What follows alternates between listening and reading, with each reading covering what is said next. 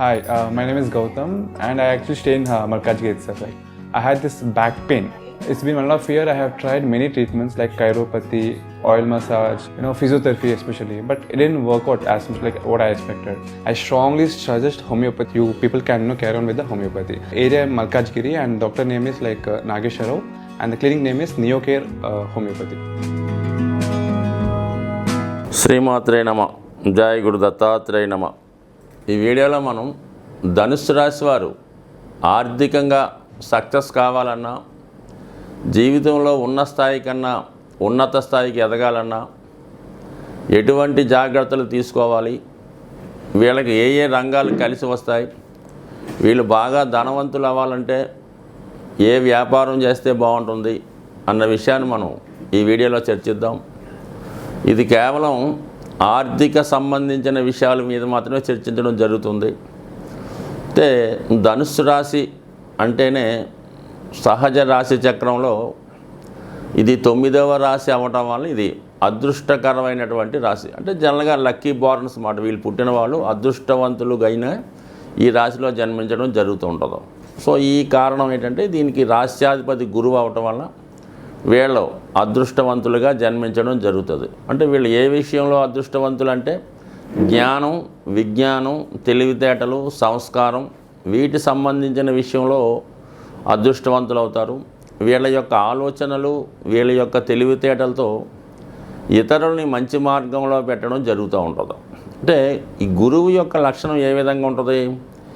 పూర్వకాలంలో ఈ గురువు ఏం చేసేవాడంటే రాజులు రాజ్యాల్లో ఏదైనా క్షామం, కరువు వచ్చినప్పుడు వీళ్ళు యాగాలు, యజ్ఞాలు అలాంటివి రాజుతో చేయించి వాళ్ళు మళ్ళీ తిరిగి ధనవంతులుగాను సస్యశ్యామలంగాను ఆ దేశాన్ని చేయడం జరుగుతోంది. మరి ప్రస్తుత పరిస్థితుల్లో కూడా ఈ గురువు యొక్క లక్ష్యం ఏంటంటే 10 మందిని కూడా ధర్మం వైపు నడిపించడం. సో ఎవరన్నా ఇబ్బందుల్లోనో కష్టాల్లోనో ఉంటే వాళ్ళకి ఏదో ఒక మార్గాన్ని సూచించడం జరుగుతూ ఉంటుంది. అంటే ఏదైనా వ్యాపారమా, ఉద్యోగమా, ఏదంటే ఏం చేసుకుంటే బాగుంటుంది అన్న విషయాన్ని ఈ గురువు వీళ్ళకి మంచి మార్గాన్ని చూపించే అవకాశం ఉంటుంది. ఆ కారణం వల్ల ఏంటంటే ఈ ధనుస్సు రాశి వారు కూడా ఎంతసేపు కూడా ఇతరుల్ని మంచి మార్గంలో పెట్టే ప్రయత్నం చేయడం చేస్తూ ఉంటారు. అంటే తన కోసం కన్నా ఇతరుల కోసం, దేశం కోసం వాళ్ళు పాటుపడుతూ ఉంటారు.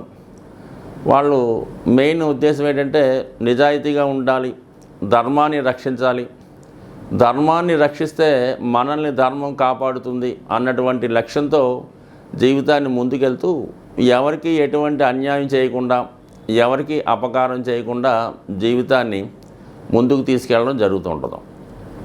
ఇది సహజంగా ధనుసు రాశి అవ్వటం. మరి గురువు ఒక విధంగా ధనకారకుడు అవుతుంటాడు. అంటే శుక్రుడు ధనాన్ని ఇచ్చినవాడైనప్పుడు కూడా ఈ గురువు మనకున్నటువంటి భావకారకత్వాల్లో 2వ భావానికి, 5వ భావానికి, 11, 9 భావాలకి కారకత్వం వహిస్తూ ఉంటాడు. అంటే ఈ కారణం వల్ల ఏంటంటే ధనానికి సంబంధించినటువంటి వాటిలో అంటే గురువు యొక్క స్థితి ఏంటంటే ధనాన్ని ఏ విధంగా నిజాయితీగా సంపాదించాలి, దాన్ని ఏ విధంగా సద్వినియోగం చేసుకోవాలి అనే విషయంలో కారకుడు అవుతుంటాడు. ఆ కారణం వల్ల ఏంటంటే వీళ్ళు బ్యాంకింగ్ రంగం చాలా అనుకూలించే అవకాశం ఉంటుంది. కాబట్టి ఎక్కువ మంది ఈ ధనుస్సు రాశి ఉద్యోగులు, ధనుస్సు రాశిలో జన్మించిన వారు బ్యాంకింగ్ రంగాన్ని ఎన్నుకోవడం జరుగుతూ ఉంటుంది. దాని తర్వాత ఏంటంటే వీళ్ళు స్వభావసిద్ధంగా పుట్టుకతోనే ఉపాధ్యాయులుగా 10 మందికి మార్గదర్శనం కాబట్టి కంపల్సరీగా వీళ్ళు టీచర్లుగా బాగా రాణించగలుగుతుంటారు. అది లెక్చరర్ దగ్గర నుంచి, సెకండరీ గ్రేడ్ దగ్గర నుంచి, మామూలుగా చిన్న స్కూల్లో పెట్టే ఉపాధ్యాయుడి దగ్గర నుంచి పెద్ద ప్రొఫెసర్ల దాకా ఉపాధ్యాయ వృత్తి వీళ్ళకి చాలా అనుకూలంగా రావడం జరుగుతుంది. వీళ్ళ విద్యని ఎంత అభివృద్ధి చేసుకుంటే వాళ్ళ యొక్క ఆదాయ వనరులు కూడా అంత ఎక్కువగా పెరుగుతూ ఉంటాయి. అయితే ఒక విధంగా మరి వీళ్ళకి 10వ స్థానం మిథున రాశి, ద్విశోభవ రాశి కాబట్టి వీళ్ళు ఒకే సబ్జెక్ట్లో కాకుండా 2-3 సబ్జెక్టులో బాగా ప్రావీణ్యాన్ని సంపాదిస్తుంటారు. ఎక్కువగా రాజనీతి సంబంధించినది, అలాగే వ్యాపార శాస్త్రానికి సంబంధించింది, అలాగే న్యాయశాస్త్రానికి సంబంధించినటువంటి విధి విధానాల్లో ఎక్కువగా వీళ్ళు ధనాన్ని సంపాదించి ఆ మార్గంలో ముందుకు వెళ్తూ ఉంటారు. అయితే వీళ్ళు ఎంత వృత్తిలో ఉన్నా, ఎంత గొప్పగా ఉన్నా స్వభావసిద్ధంగా ఉన్నటువంటి మంచితనం వల్ల, మొగమాటం వల్ల ఎదటి వారి నుంచి ఎక్కువ ధనాన్ని డిమాండ్ చేయలేకపోతుంటారు. అందరూ ఈ ధనుసు రాశిలో ఉన్నవాళ్ళు సపోజ్ ఒక న్యాయవాది వృత్తి చేస్తున్నప్పుడు మిగతా వాళ్ళు ఒక కేసుకి ₹1,00,000 తీసుకుంటే వీళ్ళు కేవలం ఒక ₹5,000 మాత్రమే తీసుకొని ఆ కేసుని పరిష్కరించే ప్రయత్నం చేస్తూ ఉంటారు. సో ఈ కారణం వల్ల ఏంటంటే వీళ్ళకి ఎంత టాలెంటు ఎంత విద్వత్తు ఉన్నప్పటికి కూడా ధనాన్ని ఎక్కువగా సంపాదించలేకపోతుంటారు. వాళ్ళ అవసరానికి తగినట్టుగానే ధనాన్ని సంపాదించడం జరుగుతూ ఉంటుంది. అయితే వీళ్ళకి వ్యయ స్థానంలో ఉన్నటువంటి గ్రహాలు కూడా బుధుడు, శని, గురువు ఉండడం వల్ల ధర్మాన్ని రక్షించే ప్రయత్నం చేస్తూ ఉంటారు. అలాగే ఖర్చుల విషయంలో కూడా ఎక్కువగా వాళ్ళ కోసం కన్నా ఇతరుల కోసం ఎక్కువగా ఖర్చు పెట్టడం జరుగుతుంటుంది. అంటే న్యాయాన్ని విడిచిపెట్టి ధనం సంపాదించమని కాదు, కానీ వాళ్ళు అర్హతను బట్టి మార్కెట్లో ఉన్నటువంటి వాళ్ళకు ఉన్నటువంటి డిమాండ్ని బట్టి తీసుకోవడంలో ఎటువంటి న్యాయం అన్యాయం లేదు. కాబట్టి వాళ్ళ స్థాయిని మించి ధనాన్ని ఆశించవచ్చు. ఇంకో ముఖ్యం ఏంటంటే వీళ్ళు స్థిరాస్తి సంపాదించుకునే విషయంలో చాలా కష్టపడవలసి ఉంటుంది. ఒకవేళ పెద్దలు ఇచ్చిన స్థిరాస్తి లాంటిది ఏమన్నా ఉన్నా కూడా అది నిలబెట్టుకోవడం కూడా జరగదు. ఏదో విధంగా దాన్ని అమ్మివేయడమో, ఎవరికి డొనేషన్గా ఇవ్వడమో, లేదంటే వీళ్ళ పేరు ఉన్నటువంటి ఆస్తి ఇతరులు ఎవరో అనుభవించడమో జరుగుతుంటుంది. దాని మెయిన్ కారణం ఏంటంటే ధనుస్సు నుంచి 4వ స్థానం అనేది మీనరాశి. అంటే మీనరాశి 4వ స్థానం అనేది మనకి చరాస్తులు, స్థిరాస్తులు చెప్తూ ఉంటుంది. ఆ కారణంలో ఆ మీనరాశి ఏమవుతుందంటే సహజ రాశి చక్రంలో 12వ రాశి అవుతూ ఉంటుంది. సో ఈ కారణం వల్ల ఏంటంటే మనం వీళ్ళ పేరుతో ఉన్నటువంటి వీళ్ళ ఆస్తి అనుభవించలేరు. అదే ఇంకా జాతకం అనుకూలంగా లేదు, అనుకూలం కాని దశలు జరుగుతున్నప్పుడు ఆస్తి పోగొట్టుకోవడం, అమ్ముకోవడం జరుగుతూ ఉంటుంది. బట్ ఏదైనప్పుడు కూడా వీళ్ళ పేరుతో స్థిరాస్తి ఉంటే అనుభవించలేకపోతుంటారు. కాబట్టి దాన్ని సద్వినియోగ మార్గంలో చేసుకోవడం మంచిది. అలాగే వీళ్ళ ఉపాధి అవకాశాలు కూడా, విద్యా అవకాశాల్లో వీళ్ళకి వ్యాపారం అన్నది ఎట్టి పరిస్థితుల్లో కూడా కలిసి రావడం జరగదు. ఎందుకంటే సహజంగా కన్యా రాశి సహజ 6వ రాశి కాబట్టి అది సేవకా సంబంధించింది కాబట్టి ఇది వ్యాపారానికి అనుకూలమైనది కాదు.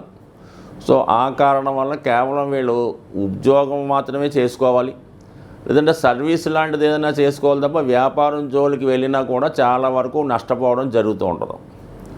అలాగే మరి పంచమ స్థానం అన్నది వీళ్ళకి కుజుడు సంబంధించిన స్థానం. అదే కుజుడికి 12వ స్థానాధిపత్యం కూడా ఉండడం వల్ల ఎక్కువగా వీళ్ళు స్పెక్యులేషను, షేర్ మార్కెట్టు, జోదం, గ్యాంబ్లింగు, ఈజీ మనీ వాటిలో ఎక్కువగా నష్టపోవడం జరుగుతుంటుంది.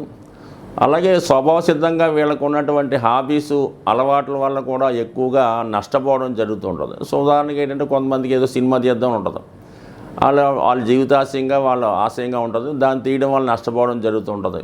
ఒకరికి ఏదో బిజినెస్ చేద్దాం అనుకుంటూ ఉంటారు, షేర్ మార్కెట్లోనూ ఇంకోటో చేద్దాం అనుకుంటారు, కంపల్సరీగా అది వాళ్ళకి నష్టపోవడం జరుగుతుంటుంది. సో ఏదేమైనా ధనుసు రాశి వారికి ఎక్కువగా ఆధ్యాత్మిక సంబంధించిన సంస్థల్లోనూ, ఎండోమెంట్ సంబంధించిన సంస్థలోనూ అనుకూలంగా ఉంటుంది. కాబట్టి వాళ్ళు అవకాశం ఉన్నవాళ్ళు ఒక మంచి ఆశ్రమాన్ని నిర్మించడం కానీ, ఏదన్నా ఒక మంచి దేవాలయం లాంటి దాంట్లో సేవ చేయడం వల్ల ఎక్కువగా వాళ్ళకి సంతృప్తి అయిన జీవితం లభించే అవకాశం ఉంటుంది. మరి ఎక్కువగా వీళ్ళు ఏదైనా ఒక ధార్మిక సంస్థని ఏదైనా దేవాలయాల దగ్గర, అంటే శ్రీశైలం, తిరుపతి లాంటి దేవాలయాల దగ్గర వీళ్ళ యొక్క ఆశయాలు పెట్టేలాగో ఒక ధార్మిక సంస్థ స్థాపించడం వల్ల బాగుంటుంది. ఎక్కువగా ఈ ధనుసు రాశి వారు ఏదన్నా ఒక వ్యాపారం, అంటే కన్సల్టెన్సీ లాంటి వ్యాపారం చేసుకోవాలి తప్ప సేల్స్ లాంటిది పనిచేయదు. కాబట్టి వీళ్ళు ఎక్కువగా దేవాలయాన్ని ఆశ్రయించి దానికి సంబంధించిన వృత్తులు చేపట్టినప్పుడు 100% వీళ్ళు వృత్తిలో సక్సెస్ అయ్యే అవకాశం ఉంది. వీళ్ళకి స్వదేశంలో ఉన్నటువంటి కస్టమర్స్ కన్నా విదేశంలో ఉన్నటువంటి కస్టమర్స్ వల్ల ఎక్కువగా కలిసి రావడం జరుగుతుంటుంది. సో అందువల్ల ఏంటంటే మీకు ఎప్పుడన్నా మీ ఖాతాదారులు కానీ, కన్సల్టెంట్స్ కానీ, స్నేహితులు కానీ, బంధువులు కానీ విదేశంలో ఉన్నవాళ్ళు మీకు ఎక్కువగా సహకరించే అవకాశం ఉంటుంది. కాబట్టి ఆ యాంగిల్లో మీరు ఆలోచించి ఆ విధంగా ఆదాయం వచ్చేలా ప్రయత్నం చేయడం వల్ల అత్యధికంగా మీరు లాభాన్ని పొందే అవకాశం ఉంది. బట్ ఏదన్నా మీరు సేవింగ్స్ అన్నది ఇంపార్టెంట్గా చేసుకోవాలి. సహజ అష్టమ స్థానమైనటువంటి వృశ్చిక రాశి వ్యయ స్థానం అవడం వల్ల ఎంత ధనం వచ్చినా కూడా ఖర్చు అవుతుంది. కాబట్టి మీరు సంపాదన మొదలెట్టిన దగ్గర నుంచి కూడా ఎంతో కొంత మీరు మిగిలింది సేవింగ్ చేసుకుంటేనే మీరు కంపల్సరిగా మీరు ఉన్నదానికన్నా ఎక్కువ పెరిగే అవకాశం ఉంది. వీళ్ళకి ఆకస్మికంగా వచ్చే లాభం అనేది పెద్దగా చెప్పలేం, కానీ ఏదన్నా ఒక సన్మానం వల్ల, ఒక గౌరవప్రదమైనటువంటి హోదా రావడం వల్ల మీకు అటు ఆర్థిక పరంగాను, అటు మీ జీవితాశయం నెరవేరినట్టు మీ యొక్క దైవానికి సంబంధించిన అనుగ్రహం లభించే అవకాశం ఉంటుంది. బట్ ఏదైనా మీరు దైవ అనుగ్రహంతోనే ధనవంతులు గొప్పవారు అయ్యే అవకాశం ఉంది కాబట్టి నిరంతరం దైవనామస్మరణ చేస్తూ దైవం చెప్పే విధంగా మంచి మార్గంలో నడిపిస్తే 100% మీరు లక్షాధికారులు కాదు కోటీశ్వరులు అయ్యే అవకాశం ఉంది. స్వస్తి.